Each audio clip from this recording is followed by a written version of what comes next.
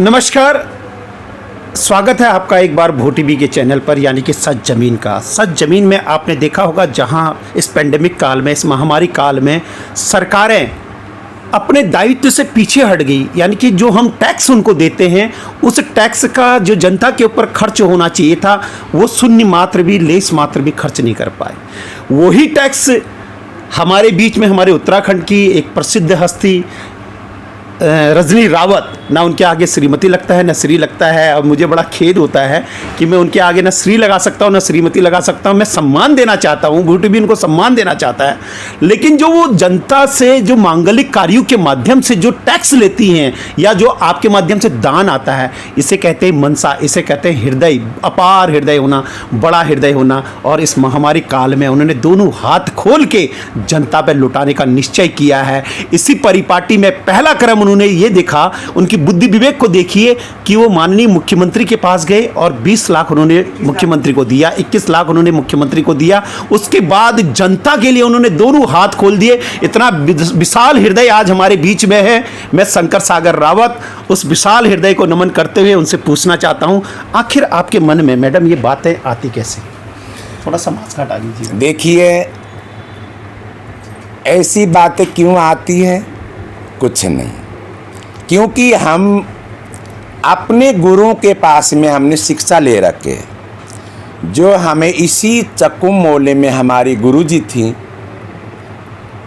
100 बरस की होके उनका इंतकाल हुआ था। उनको हमने सेवा करे, वही हमारे माँ थी, वही हमारे बाप थे। उनको हमने सेवा करे तो उन्होंने हमने शिक्षा दे रखे 100 साल के बुजुर्गों ने। बेटा, किसी का भी बुराई नहीं चाहना, तुम्हारे पास में कुछ होगा तो देना, नहीं होगा तो हाथ जोड़ देना। तो भैया जी, जब आप इस बात को पूछ ही रहे हो, मैं किसी के बारे में कुछ नहीं कहना चाहूँगी, मैं किसी के बारे में कुछ नहीं कहूँगी। मैंने हाथ जोड़ के निवेदन मेरा यही है कि 2 साल से अकेली नहीं हूँ मैं।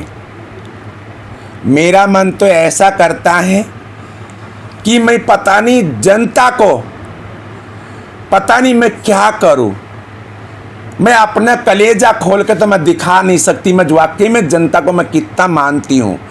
जनता नहीं है, वो मेरा परिवार है, वो मेरे माँ बाप है, वो मेरे भाई बहन है, वो मेरे बच्चे हैं। क्योंकि मेरा कर्तव्य ये है कि मैं सभी भाई लोगों को मैंने हाथ जोड़ के निवेदन दे रही थी, क्योंकि जिसको भगवान ने तुम्हें इस लायक का बनाया है, सब सेवा करो। अभी आप भैया जी, आप पूछ रहे हो, मेरे मोबाइल में देखिए कितना जगह का लिस्ट आ रखे है, सब प्रधानों का, वार्ड मेंबरों का और पार्षदों का, कि दीदी यहाँ पे हमारे जनता भूखी प्यासी सो रही है। पर मैंने ये भी कसम खा रखी कि चाहे मेरा घर बार सब बिक जाए, मैं एक फ़कीर इंसान हूँ, मैं फ़कीर रहता हूँ। मेरा क्या है आगे पीछे? मेरा कौन है बताइए? कोई नहीं है मेरा आगे पीछे। मेरे लिए सभी कुछ जनता ही मेरा माँ बाप है, वही मेरे बच्चे हैं। तो मेरा कहने का मतलब ये है कि मैंने अभी एक सवाल मैंने करी थी, हाथ जोड़ के मैंने सबको निवेदन करी थी कि जिस भगवान ने अपने इस लायक बनाया है, सब जनता को भूखे सुना ना दो, उनका पेट भरो। मैं ये कह रही थी, पर आप लोग बोल रहे हो ये करे मैडम जी, वो करे मैडम जी। मैंने नहीं, आज नहीं है अकेला, मैं जब से मैंने अपने होश संभाली, मैं सब का सेवा करते आई हूँ। गरीब लड़कियों का शादी करना, बीमारों का इलाज करना, बेसहारा महिला घर पे आती है उनको सहारा देना, ये मेरा काम है भैया जी। मैं कोई इतनी बड़ी बात ही नहीं है कि मैं सेवा ही करते ही रहूँ। मैं चाहती हूँ कि मैं सेवा ही करूँ जनता का। मुझे बहुत अच्छा लगता है, मेरा हृदय में मेरा इतना दर्द होता है कि मैं क्या बताऊं। जनता की जब माँ बहनें जब आके मुझे कहती हैं कि हमारा रोज़गार छूट गया, हमारा दीदी काम छूट गया, हमारे बच्चे बेरोजगार हो गए, हमारे पास में खाने को कुछ भी नहीं है, तो भैया जी मेरा मन नहीं मानता है। मैं जनता का सेवा में लगी हूँ, जगह जगह में जा रही हूँ, गाड़ी का गाड़ी राशन भर के ले जा रही हूँ, उनका चूल्हा जला रही हूँ। माँ बहनों को ज़्यादा परेशान है। क्यों? चूल्हा जलाती है माँ बहन। क्या माना जाए मैडम कि आज की डेट में जब आपके पास इतने फ़ोन आ रहे हैं, आप इतनी जगह जा रही हैं, इतने लोगों का चूल्हा जला रही हैं, क्या आपको इस राज्य का दया की देवी नाम दिया जाए? भूटी भी आपको दया की देवी नाम देना चाहता है, क्या कहेंगे आप?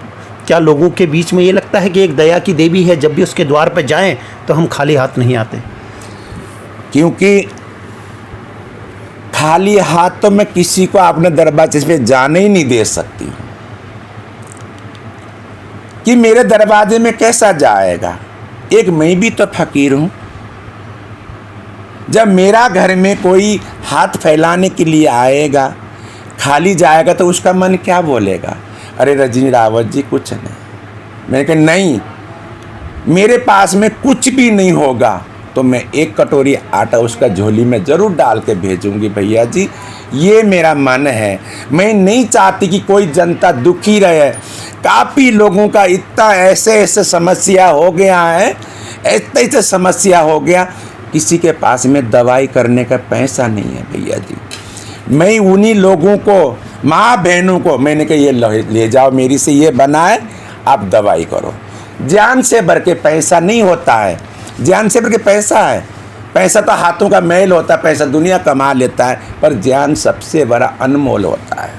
मैडम जी एक बात बताइए, जब सेकेंड पेंडेमिक यहाँ पे आना था, सेकेंड वेव जब यहाँ पर आ रही थी, क्या सरकारें उसका आकलन करने में कहीं थोड़ा सा फेल हुई? अगर ये जिम्मेदारी आपके हाथों में होती तो क्या आप इसका आकलन कर पाती? जैसे कि आपने पहले ही आकलन करके 21 लाख रुपए माननीय मुख्यमंत्री को दिया। सर्वप्रथम महिला हैं आप राज्य और देश की, तो क्या लगता है कि आपके पास कुछ पावर आनी चाहिए जिससे आप अपने दूरदृष्टि को पहले ही जनता के लिए कार्य में ला सकें? देखिए मेरी बात सुनिए, इस बात को मैं कहना नहीं चाहूँगी कि मेरे हाथ में पावर आना चाहिए, नहीं आना चाहिए। देखिए आज जिनके हाथ में पावर है तो वो क्या कर रहे हैं आप बताइए? जिन्होंने जनता ने चुन के उनको कुर्सी में बिठाए हैं, मैं उनको हाथ जोड़ के निमिन करती हूँ कि मैं आज जनता का सेवा करो, पर कर नहीं पा रहे। मेरा कोई ये मकसद नहीं है कि मैं आज कुर्सी में बैठ के मैं सेवा करूँगी, आज मुझे ये करके सेवा करूँगी, नहीं। मेरा सेवा करने का धर्म है, मैं सेवा करते। यहाँ पे थोड़ा सा हम आपको रोकेंगे। जब आपके पास कोई पावर नहीं है, मैं जनता से निवेदन करना चाहता हूँ, जब ऐसे लोगों के पास पावर नहीं होती फिर भी उनका दिल और उनकी मनसा जनता की सेवा के लिए सदैव तत्पर रहता है। दिन दोपहर रात आधी रात जब भी आप दरवाज़ा खटखटाएंगे तो रजनी रावत बाहर आएगी। अगर ऐसे लोगों के हाथ में थोड़ा बहुत पावर अगर आती तो क्या आप इससे 10 गुना ज़्यादा सेवा कर पाती जनता की? देखिए मेरी बात सुनिए, मैं सरकार को बार बार प्रयास करती कि जनता दुखी है, मैं ऐसा धरना धर देती। आज जैसे क्या नाम है बंगाल में जो क्या कहते हैं ममता बनर्जी दीदी हमारी जो कर रही है जनता की सेवा, कितने ही लाख दर्जन कोशिश कर लिए पार्टी वालों ने, फिर भी ममता दीदी हार नहीं पाई है। क्यों? उनकी अच्छाई, उनका काम। तो मैं भी आपने को यही समझती कि मैं अपने देहरादून का, अपने उत्तराखंड का जनता को कभी भी परेशानी होना नहीं देती। घर घर में नौकरी होता, पढ़ी लिखी लड़कियों का नौकरी होता, पढ़े लिखे लड़के दिल्ली बम्बई में जाके बर्तन नहीं मांजते, देहरादून में रोजगार होता। भूटी भी एक मुहिम और चलाता है कि हिमाचल की तर्ज पर यहाँ पे भू कानून हो, यानी कि बाहरी लोगों को यहाँ पे ज़मीन ना मिले।